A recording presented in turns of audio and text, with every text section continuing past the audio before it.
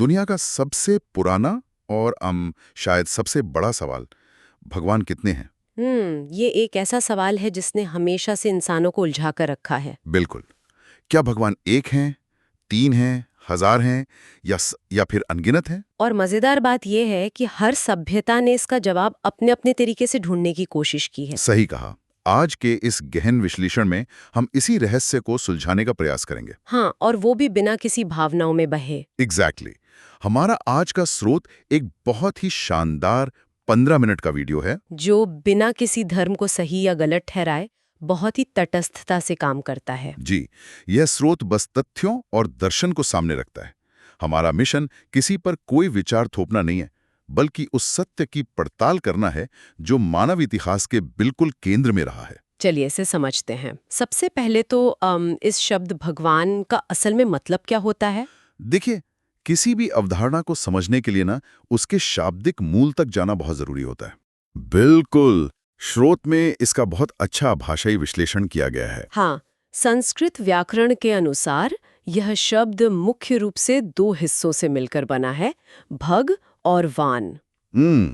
भग और वान। जी, यहाँ भग का मतलब सिर्फ किसी जादुई या अलौकिक शक्ति से नहीं है। तो फिर इसका सटीक अर्थ क्या है? असल में यह उन 6 विशिष्ट और असीमित गुणों का एक समूह है जो केवल एक परम सत्ता में ही हो सकते हैं। बिल्कुल। और वान का अर्थ है वह जो इन गुणों को धारण करता है, मतलब जिसका इन गुणों पर पूर्ण अधिकार है। हाँ, स्रोत इन 6 गुणों को बहुत स्पष्ट रूप से परिभाषित करता है। पहला है शक्ति, यानी असीमित सामर्थ्य। दूसरा ज्ञान, सर्वज्ञता। तीसरा वैभव, मतलब संपूर्ण ऐश्वर्य। चौथा यश, यानी सार्वभौमिक कीर्ति। बिल्कुल। पांचवा है त्याग, जो कि पूर्ण वैराग्य है।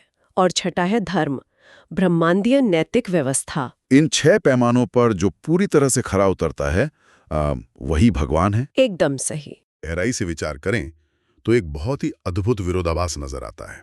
विरोधाभास आप किस संदर्भ में कह रहे हैं? देखिए, एक तरफ हम वैभव और शक्ति की बात कर रहे हैं, जिसका मतलब है संपूर्ण ब्रह्मांड पर अधिकार होना।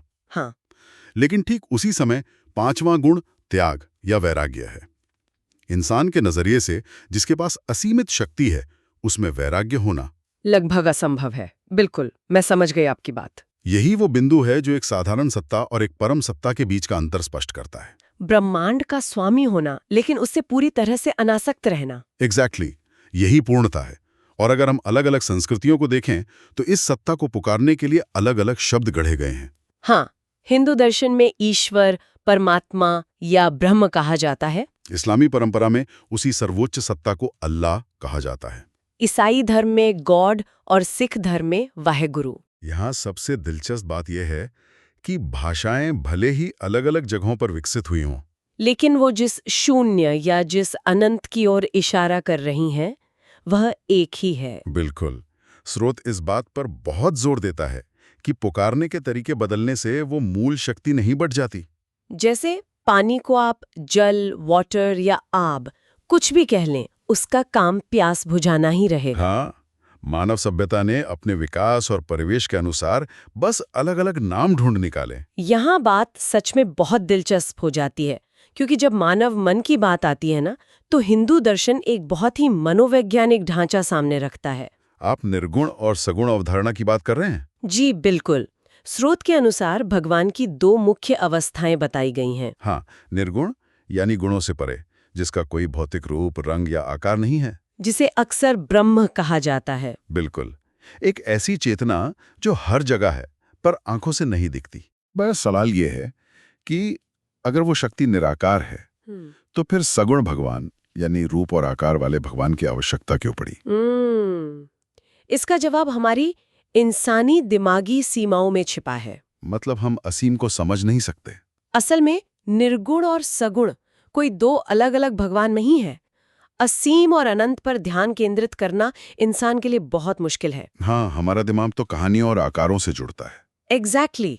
असीम अंतरिक्ष से आप कैसे भावनात्मक रूप से जुड़ेंगे? लेकिन जब वही अंतरिक्ष एक मानवीय रूप ले लेता है, जिसमें करुणा हो, क्रोध हो, प्रेम हो, तो उससे जुड़ना आसान हो जाता है।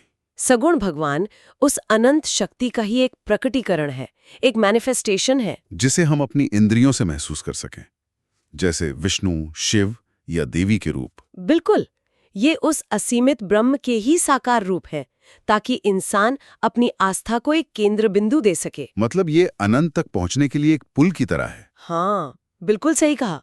अब इस ढांचे को समझने के बाद एक बहुत बड़ी उलझन सामने आती है, त्रिमूर्ति का सिद्धांत। ब्रह्मा, विष्णु और महेश। जी, आम धारणा तो यही है कि हिंदू धर्म में 3 मुख्य भगवान हैं जो दुनिया चला रहे हैं। लेकिन अगर अंतिम सत्ता एक है, तो क्या ये 3 अलग-अलग भगवान हैं? अगर हम इसे व्यापक नजरिए से देखें, तो त्रिमूर्ति का सिद्धांत किसी भौतिक स्वरूप से ज्यादा ब्रह्मांड के काम करने के तरीके का रूपक है। मतलब कॉस्मिक चक्र। हाँ, ये 3 अलग-अलग भगवान बिल्कुल नहीं है। तो ये क्या है? ये एक ही सर्वोच्च चेतना के 3 आवश्यक और निरंतर चलने वाले कार्य हैं। रचना, पालन और संहार। एग्जैक्टली। स्रोत स्पष्ट करता है कि जब वह सर्वोच्च शक्ति सृष्टि की रचना करती है, तो उस ऊर्जा को ब्रह्मा कहा जाता है। और जब वह शक्ति उस रचना को संतुलित रखती है, उसका पालन करती है, तो उसे विष्णु कहते हैं। बिल्कुल, इसे तो हम भौतिकी के एंट्रोपी के नियम से भी जोड़ सकते हैं। हाँ, कैसे? देखिए, कोई भी चीज जो बनी है, उसे खत्म होना ही है। पुराने का टूटना नए के बनने के लिए जरूरी है। एकदम सही। और इसीलिए जब वो शक्ति पुरानी संरचनाओं का संहार करती है, तो उसे शिव का नाम दिया जाता है। मतलब जन्म, जीवन और मृत्यु एक ही चक्र के हिस्से हैं। ऊर्जा कभी नष्ट नहीं होती, बस रूप बदलती है। रचयिता, पालनकर्ता और संहारकर्ता एक ही ऊर्जा के अलग-अलग चरण हैं। ये विश्लेषण सच में इस प्रक्रिया को बहुत तार्किक बना देता है। इसके बाद स्रोत एक और जटिल अवधारणा पर आता है, अवतार का सिद्धांत। हाँ, अक्सर लोग अवतारों को बस जादुई कहानियों की तरह देखते हैं, जैसे राम, कृष्ण या नरसिंह की कथाएं। लेकिन स्रोत इनके लौकिक उद्देश्य पर प्रकाश डालता है। अवतार का सीधा अर्थ है ऊपर से नीचे आना। डिसेंट। जब वो निर्गुण परम सत्ता एक भौतिक शरीर में समय और स्थान की सीमाओं में बंद कर पृथ्वी कर आती है, तो उसे अवतार कहते हैं। लेकिन ये बिना किसी कारण के तो होता नहीं होगा। बिल्कुल नहीं। स्रोत बताता है कि अवतारों के आने का मुख्य उद्देश्य धर्म की स्थापना करना है। और यहाँ धर्म का मतलब किसी रिलीजन से नहीं है। नहीं, बिल्कुल नहीं। यहाँ धर्म का अर्थ है ब्रह्मांडीय संतुलन, नैतिकता, वो नियम जो सृष्टि को चलाता है। जब सिस्टम में कोई बग आ जाता है, अन्याय और अराजकता बढ़ जाती है। हाँ, तो उस बग को फिक्स करने के लिए वो सर्वोच्च शक्ति हस्तक्षेप करती है। जैसे नरसिंह अवतार का उदाहरण, आधा इंसान और आधा शेर। ये सिर्फ एक कहानी नहीं है, ये दिखाता है कि जब बुराई चरम पर होती है, तो परम शक्ति को सीमाओं को पार करने वाला रूप लेना पड़ता है। और यही बात राम या कृष्ण के अवतारों पर भी लागू होती है। बिल्कुल, समय के साथ अवतारों का काम करने का तरीका बदलता है। जैसे त्रेता युग में राम का अवतार आदर्श समाज के लिए था, और द्वापर युग में कृष्ण का अवतार जो बहुत ही व्यावहारिक और कूटनीतिक था, क्योंकि बुराइयां जटिल हो चुकी थीं। मतलब सर्वोच्च शक्ति एक ही है, बस अलग-अलग प्रोजेक्ट्स के लिए अलग-अलग रूप लेती है। सही कहा। अब तक हमने हिंदू दर्शन की बात की, लेकिन स्रोत अन्य वैश्विक धर्मों का भी बहुत निष्पक्ष विश्लेषण करता है। हाँ, जब स्रोत इस्लाम की बात करता है, तो वहाँ तौहीद का सिद्धांत सबसे प्रमुख है, यानी एकेश्वरवाद। इस्लाम में बहुत स्पष्ट है कि अल्लाह केवल एक है और वो पूरी तरह से निराकार है। उसका कोई मानवीय रूप नहीं है। दार्शनिक रूप से देखें तो ये हिंदू दर्शन के निर्गुण ब्रह्म से बहुत मेल खाता है। बिल्कुल, और ईसाई धर्म के दृष्टिकोण को भी स्रोत ने बहुत सूक्ष्मता से समझाया है। हाँ, ट्रिनिटी की अवधारणा, फादर, सन और होली स्पिरिट। बाहर से देखने पर ये 3 अलग शक्तियां लग सकती हैं, लेकिन ईसाई धर्मशास्त्र के मूल में गॉड एक